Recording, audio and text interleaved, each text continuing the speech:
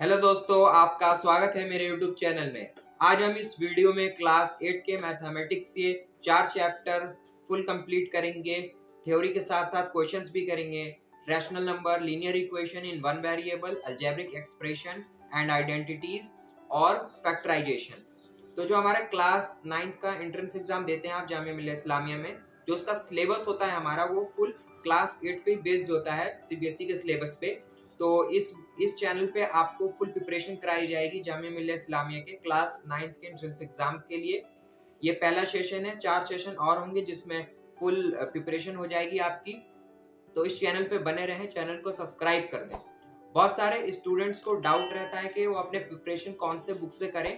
तो सबसे पहले आपको क्या करना है, बेसिक कॉन्सेप्ट्स को क्लियर करना है। तो बेसिक कॉन्सेप्ट्स को क्लियर करने के लिए आपको सबसे पहला बुक मैं रिकमेंड करूंगा तो वो एनसीईआरटी होगा। तो इसमें जितने भी मैंने वीडियोस अभी तक अपलोड किए हैं और अपलोड करूंगा, एनसीईआरटी से सबसे पहले बेसिक कॉन्सेप्ट्स लूंगा। उसके बाद कुछ एक्स्ट्रा बुक से क्वेश्चंस करेंगे जिससे आपको फुल प्रैक्टिस हो जाए और प्रिपरेशन भी हो जाए आपका बहुत बढ़िया।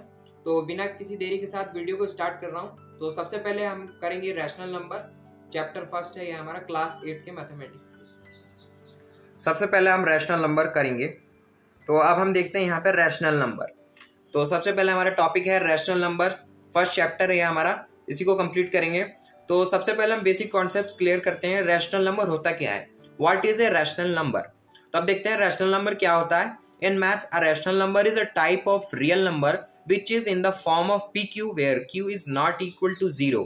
Any fraction with non-zero denominators is a rational number. ये अब हमने देख लिया रैशनल नंबर क्या होता है। यानी हम रैशनल नंबर को उसे रैशनल नंबर कहते हैं जो हमारा पी क्यू के फॉर्म में हो और जो हमारा क्यू हो वो जीरो के इक्वल ना हो। अगर जो हमारा क्यू है जीरो के इक्वल हो जाए तो वो हमारा रैशनल नंबर नहीं होगा, क्योंकि अगर जब हमारा क्यू जीरो के इक्वल हो जाता है तो वो चीज़ हमारा अनडिफाइंड हो जाएगा। और एक और चीज़ है, इंपॉर्टेंट चीज़ नोटिस करने के लिए है कि जो रैशनल नंबर होता है वो एक रियल नंबर है। और रियल नंबर में दो आते हैं, रैशनल नंबर और इरैशनल नंबर्स। तो सबसे पहले अब हमने देख लिया रैशनल नंबर क्या होता है। तो एक बार और बता दूं, रैशनल नंबर एक टाइप है हमारा रियल नंबर का जो पी क्यू के फॉर्म में होता है और क्यू जीरो के इक्वल नहीं होना चाहिए। अगर इक्वल हो गया तो वह अनडिफाइंड हो जाएगा, रैशनल नंबर नहीं होगा। अब रैशनल नंबर के बहुत से एग्जाम्पल हैं, जैसे 1, 2, 3 ये सब रैशनल नंबर में आ जाएंगे। और उसके बाद देखें जीरो रैशनल नंबर है। हाँ, जीरो रैशनल नंबर है क्योंकि जीरो को भी हम पी क्यू के फॉर्म में लिख सकते हैं और 0/1 रैशनल नंबर हो जाएगा, इसलिए हमारा जीरो रैशनल नंबर है। अब नेक्स्ट पे बढ़ते हैं। अब नेक्स्ट देखते हैं जो हमारे क्लास 8 के टॉपिक है मेन, उसमें है रैशनल नंबर। तो जो अब रैशनल नंबर की बात करें तो जो रैशनल नंबर होता है वो क्लोज्ड होता है under the operation of addition, subtraction and multiplication. ये डिवीजन में क्लोज्ड नहीं होता है। यानी इसका मतलब ये हुआ कि अगर हम एक रैशनल नंबर लें और एक और दूसरा रैशनल नंबर लें, उन दोनों में एडिशन कराएं तो जो हमारा फाइनल रिजल्ट आए वो भी क्या होना चाहिए, रैशनल नंबर होना चाहिए। तो इसी का मतलब है, यानी रैशनल नंबर क्लोज्ड है एडिशन में, सब्ट्रैक्शन में भी और मल्टीप्लिकेशन में भी। और मल्टीप्लिकेशन में भी, यानी एक नंबर रैशनल नंबर है, दूसरा भी रैशनल नंबर है, जब उनके मल्टीप्लिकेशन हो और जो रिजल्ट आए वो भी रैशनल नंबर हो, यानी जो रैशनल नंबर है वो क्लोज्ड होता है मल्टीप्लिकेशन में, लेकिन ये डिवीजन में नहीं होता है। और अब नेक्स्ट बढ़े तो नेक्स्ट है हमारा operations addition and multiplication are commutative for rational number, associative for rational numbers. Third है हमारा जो rational number, zero is the additive identity for rational number. अब ये भी हमारे एक बात है, जो जीरो होता है वो एडिटिव आइडेंटिटी होती है। ये भी इंपॉर्टेंट है क्वेश्चन, इस पे भी क्वेश्चन आ जाता है कि zero is the dash for the rational numbers, तो आंसर होगा एडिटिव आइडेंटिटी। ये भी इंपॉर्टेंट है, इसको नोटिस कर सकते हैं। और ये जो पीडीएफ है इसका लिंक मैं डिस्क्रिप्शन में दे दूंगा, आप वहां से ले सकते हैं। और अब मैं फोर्थ टॉपिक की बात करें तो the rational number 1 is the multiplicative identity for rational number. ये भी बहुत इंपॉर्टेंट है, इससे भी क्वेश्चन आ सकता है। तो जो जीरो है उसको हम एडिटिव आइडेंटिटी कहते हैं और जो 1 है उसको मल्टीप्लिकेटिव आइडेंटिटी। अब और देखते हैं हमारा additive inverse of the rational number. अब ये एडिटिव इनवर्स क्या होता है। तो एडिटिव इनवर्स का बेसिकली मतलब है, यानी पॉजिटिव से नेगेटिव। अगर नेगेटिव हो तो पॉजिटिव और पॉजिटिव हो तो नेगेटिव। अगर हमारा a/b है तो वो माइनस ए अपॉन बी हो जाएगा उसका एडिटिव इनवर्स। उसके बाद अब बात करें रेसिप्रोकल। रेसिप्रोकल को हम मल्टीप्लिकेटिव इनवर्स भी कहते हैं। तो जो मल्टीप्लिकेटिव इनवर्स होता है रेसिप्रोकल हो जाएगा, बेसिक सी बात है, ए अपॉन बी है तो बी अपॉन ए हो जाएगा, ये हो जाएगा रेसिप्रोकल। इससे भी रिलेटेड क्वेश्चन आ जाते हैं एक एक नंबर के। उसके बाद है between any two rational number there are countless rational numbers. ये भी क्वेश्चन है, 2000 में ये क्वेश्चन आया था। Between any two rational numbers there are countless rational numbers, यानी किसी भी दो रैशनल नंबर के बीच में इनफाइनाइट रैशनल नंबर्स होते हैं। थ्योरी पार्ट में हमने देख लिया था कि जो रैशनल नंबर होता है हमारा, रैशनल नंबर हमारा क्लोज होता है एडिशन, सब्ट्रैक्शन और मल्टीप्लिकेशन के अंदर। तो इसका क्या मतलब हुआ, तो अब देखते हैं। जैसे हमारा 2 है, तो जो ये 2 है ये हमारा रैशनल नंबर है। अगर किसी रैशनल नंबर को मल्टीप्लाई करते हैं रैशनल नंबर से, तो जो हमारा आंसर आता है यानी 2 3 6, यानी जो रिजल्ट आया है वो भी रैशनल नंबर हुआ, यानी रैशनल नंबर क्लोज हो जाएगा मल्टीप्लिकेशन के अंदर, यानी रैशनल नंबर क्लोज हुआ मल्टीप्लिकेशन में। ऐसे ही एडिशन में, सब्ट्रैक्शन में है। अब एडिशन में कैसे है, जैसे 5 रैशनल नंबर है, इसको ऐड करते हैं 10 से, तो जो रिजल्ट आया हमारा 15, ये भी रैशनल नंबर आया, यानी एडिशन में भी क्लोज्ड है रैशनल नंबर। उसके बाद सब्ट्रैक्शन में देखें तो सब्ट्रैक्शन में 15 माइनस 10, तो रिजल्ट आया हमारा 5, ये भी एक रैशनल नंबर आया। दो रैशनल नंबर के सब्ट्रैक्शन के बीच में जो नंबर आया वो रैशनल नंबर हुआ, यानी ये तीनों में रैशनल नंबर हमारा क्लोज्ड है, यानी rational number closed under addition, subtraction and multiplication. अब नेक्स्ट थ्योरी हमने देखी थी कि जो जीरो है वो जीरो हमारा क्या है, तो जो जीरो है ये हमारा एडिटिव आइडेंटिटी है। जीरो को हम एडिटिव आइडेंटिटी कहते हैं फॉर रैशनल नंबर के लिए। और नेक्स्ट हमने क्या देखा था, वन। वन किसे कहते हैं, वन को हम मल्टीप्लिकेटिव आइडेंटिटी कहते हैं। ये चीजें हमने देखी थी थ्योरी पार्ट में कि वन को मल्टीप्लिकेटिव आइडेंटिटी कहते हैं और जीरो को एडिटिव आइडेंटिटी। हमने मल्टीप्लिकेटिव आइडेंटिटी देख लिया है कि वन को मल्टीप्लिकेटिव आइडेंटिटी कहते हैं। अब देखेंगे एडिटिव इनवर्स। एडिटिव इनवर्स किसे कहते हैं, जैसे का कोई हमारा दिया हुआ है रैशनल नंबर -2/3, -2/3 दिया हुआ है, इसका हमें क्या निकालना है, एडिटिव इनवर्स। तो एडिटिव इनवर्स में हमने थ्योरी में पढ़ा था कि अगर कोई नंबर हमारा नेगेटिव में हो तो उसको हम किस में कर देंगे, पॉजिटिव में। तो इसका एडिटिव इनवर्स क्या हो जाएगा, माइनस है तो प्लस हो जाएगा, +2/3, यानी इक्वल हो जाएगा 2/3 के। अब जैसे कोई और नंबर देखते हैं, जैसे कोई हमारा एग्जांपल के तौर पे लेते हैं 5/3, 5/3 है, इसका एडिटिव इनवर्स करेंगे तो हमारा क्या हो जाएगा, पॉजिटिव से नेगेटिव हो जाएगा, -5/3। इसे कहते हैं हम एडिटिव इनवर्स। अब थ्योरी में इसके बाद हमने देखा था मल्टीप्लिकेटिव इनवर्स। तो मल्टीप्लिकेटिव इनवर्स को हम रेसिप्रोकल भी कहते हैं। अब रेसिप्रोकल में हम देखते हैं, रेसिप्रोकल में मल्टीप्लिकेटिव इनवर्स। अब इसका मल्टीप्लिकेटिव इनवर्स देखेंगे 5/3 का ही, जैसे 5/3 है तो रेसिप्रोकल में आप जानते हैं रेसिप्रोकल में क्या हो जाएगा, इसका 3/5 हो जाएगा। इसी को हम क्या कहते हैं, मल्टीप्लिकेटिव इनवर्स भी कहते हैं और रेसिप्रोकल भी कह सकते हैं। और भी एग्जांपल लेते हैं, जैसे -2/6, -2/6 है, इसका मल्टीप्लिकेटिव इनवर्स करना है, तो इसका मल्टीप्लिकेटिव इनवर्स कैसे हो जाएगा, सबसे पहले रेसिप्रोकल कर देंगे हम इसे, तो क्या आ जाएगा -6/2। इसमें हम ध्यान रखेंगे कि जो हमारा नेगेटिव साइन रहता है वो हमेशा डिनोमिनेटर में रहता है, डिनोमिनेटर में होगा तो उसको डिनोमिनेटर में ला देंगे, तो जो हमारा इसका हो जाएगा रेसिप्रोकल -6/2। और भी एग्जांपल लेते हैं मल्टीप्लिकेटिव इनवर्स के लिए, तो एग्जांपल लेते हैं -12/11, इसका मल्टीप्लिकेटिव इनवर्स करेंगे तो -11/12 आ जाएगा। ये अब हमने देख लिया मल्टीप्लिकेटिव इनवर्स और एडिटिव इनवर्स। अब हम कुछ क्वेश्चंस करेंगे रैशनल नंबर के ऊपर। अब हम देखेंगे क्वेश्चन करेंगे रैशनल नंबर के ऊपर बेस्ड होगा वो। तो फर्स्ट क्वेश्चन देखते हैं, हमारा है -9/16 + 6/7। सिंपली ऐड करना है आपको, एक सिंपल सा क्वेश्चन है ये, आपने प्रीवियस क्लासेस में भी किया होगा। तो सबसे पहले हम एलसीएम लेंगे डिनोमिनेटर्स का, तो एलसीएम ले लेता हूं मैं इधर 16/7। एलसीएम ले लेते हैं 4 7 4 1 7 और 7। अब इसका एलसीएम ले लेंगे 4 × 4 × 7 इज इक्वल्स टू 4 4 16 और 16 7 6 42, 6 7 42 का 2 और ये आ जाएगा 112।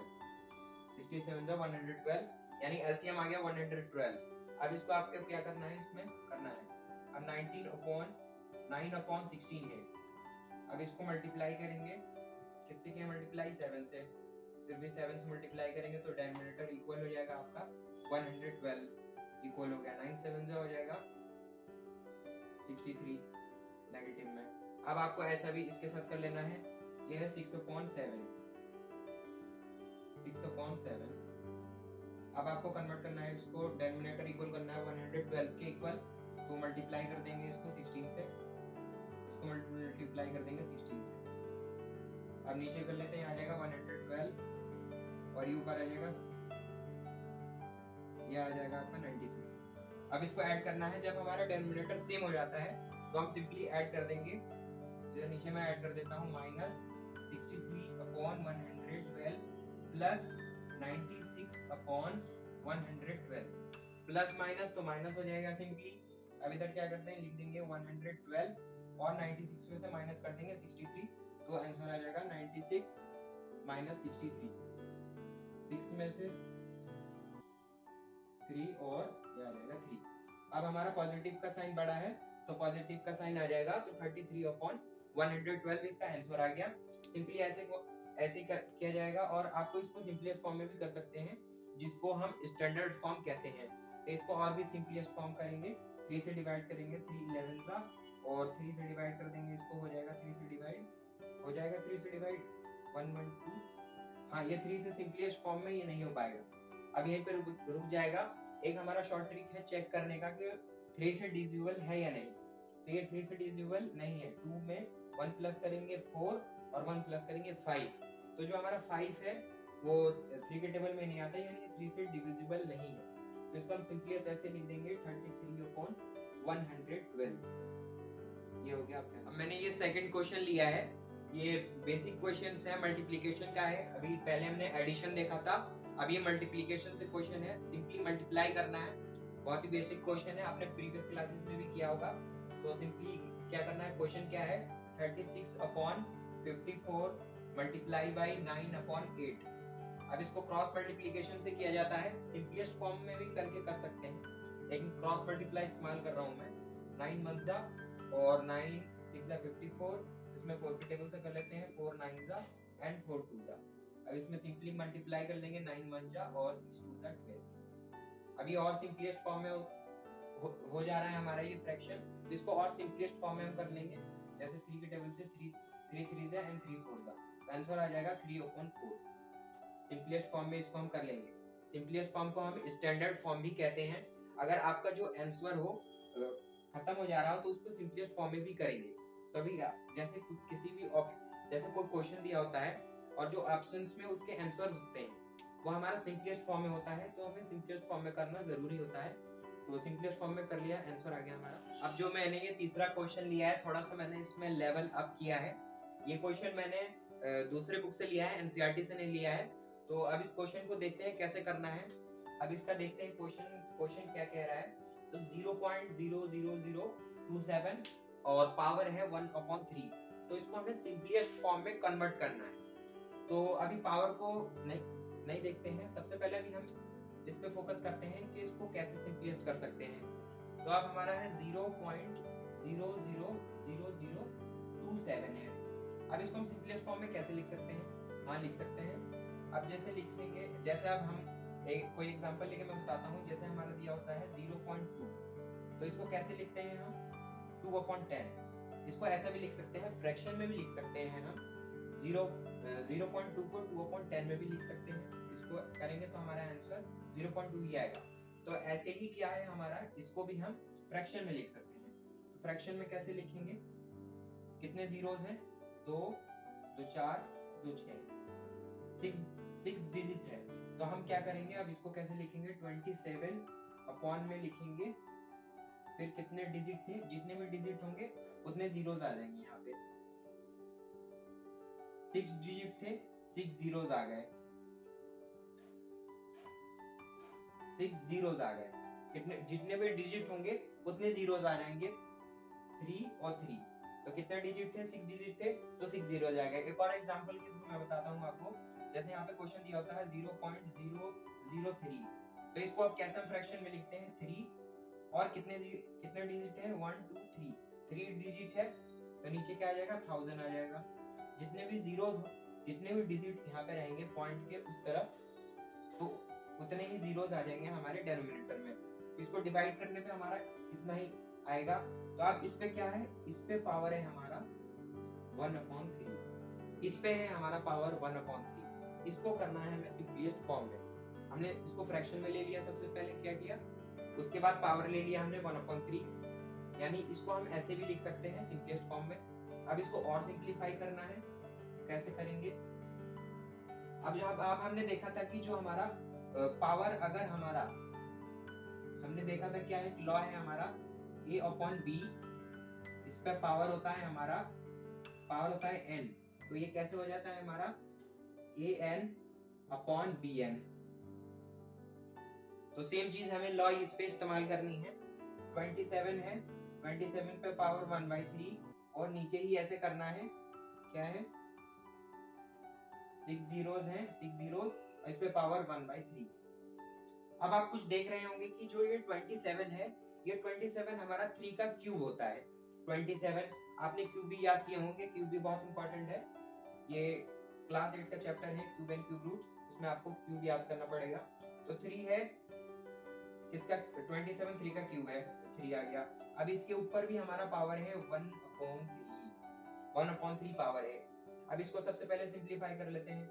अब हमने एक और चीज देखा था कि जब हमारा क्या हो, पावर am हो और इसके बाद भी एक पावर हो n, तो हमारे पावर क्या हो जाते हैं, मल्टीप्लाई, am n हो जाते हैं, पावर मल्टीप्लाई हो जाते हैं। तो सिंपली इसमें भी क्या हो रहा है हमारा, ऐसे ही फॉर्म में है, तो इसके पावर क्या हो जाएंगे, मल्टीप्लाई हो जाएंगे। तो जब हम इसके पावर मल्टीप्लाई करेंगे, 3 पे पावर 3 मल्टीप्लाई बाई 1/3, तो इसके 3 कट जाएंगे, तो सिर्फ हमारा 3 बचेगा, सिर्फ हमारा 3 लेफ्ट हो जाएगा। और ऐसे ही इसमें भी करना है। ये भी हमारा किसका क्यूब है, इसको देख लेते हैं, हमारा किसका क्यूब है ये, तो ये हमारा 100 का क्यूब है। इसको आपको देखना पड़ेगा, क्यूब याद करने रहेंगे। 100 का क्यूब है, तो 100 का क्यूब होगा, तो 100 इसका क्यूब आ जाएगा और इस पे पावर आ जाएगा 1/3।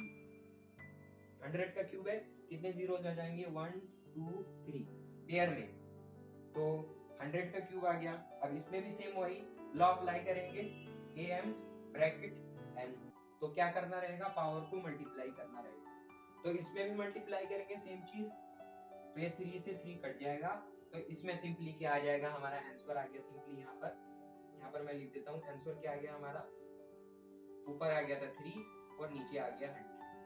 यानी इतने बड़े से नंबर को हमने सिंप्लीफाई कर दिया इस छोटे से नंबर में, और ये सिंपली आ जाएगा 0.03 इक्वल। अब मैं सेशन एंड कर रहा हूं दोस्तों। ऐसे ही जैसे मैंने ये पहला सेशन लिया है जिसमें मैंने रैशनल नंबर को कंप्लीट किया है थ्योरी के साथ और कुछ क्वेश्चंस भी लिए हैं, और भी मैं सेशन अपलोड करूंगा जिसमें थ्योरी के साथ साथ क्वेश्चंस भी रहेंगे, इंपॉर्टेंट क्वेश्चंस भी रहेंगे। पूरे सिलेबस को कंप्लीट किया जाएगा, इस चैनल पे फुल प्रिपरेशन कराई जाएगी। तो आपको बस क्या करना है, चैनल को सब्सक्राइब कर लेना है। अगर आपको कोई भी डाउट आए तो आप मुझे कमेंट कर सकते हैं, और कमेंट में जो भी आपका डाउट होगा उससे रिलेटेड मैं वीडियो बना दूंगा, तो ऐसे डाउट आपका क्लियर हो जाएगा। और भी मैं बता दूं कि इस चैनल पे मॉक टेस्ट भी होंगे, जैसे मैंने प्रीवियस ईयर में एक मॉक टेस्ट का वीडियो बनाया था एसएसटी के ऊपर। और भी जब हमारा एग्जाम है 14 मई को है 9th क्लास का एंट्रेंस एग्जाम शायद, तो उससे कुछ हफ्ते पहले 1 या 2 वीक पहले मैं मॉक टेस्ट भी कराऊंगा। तो बस आपको चैनल पे जुड़े रहना है। 20 नंबर का मॉक टेस्ट होगा, उसको आपको अटेम्प्ट करना है और आपको पता चल जाएगा कि आप कितने क्वेश्चंस अटेम्प्ट कर पा रहे हैं।